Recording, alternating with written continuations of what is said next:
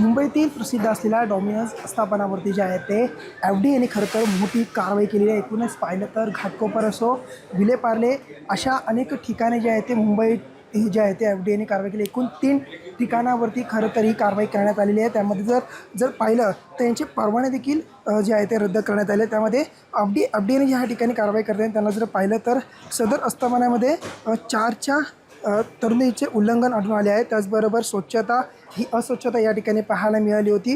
त्यानंतर जर पाहिलं की अनेक त्रुट्या या ठिकाणी जे आहे ते खरं तर पाहायला मिळाल्या। त्यानंतर एफ-डी-एने थेट जे आहे ते हे डॉमिनोज जे आहे ते संपूर्ण जे आहे ते सील केलं। एकूणच या 3 ठिकाणी खरं तर कारवाई झालेली आहे। एकूण त्यामध्ये जर पाहिलं तर बोरोली असो, विलेपार्ले आणि घाटकोपरचं प्रसिद्ध असलेल्या आर-सी-टी मॉलमध्ये असलेल्या डॉमिनोज ज्या आस्थापनावरती खरं तर ही कारवाई झालेली आहे।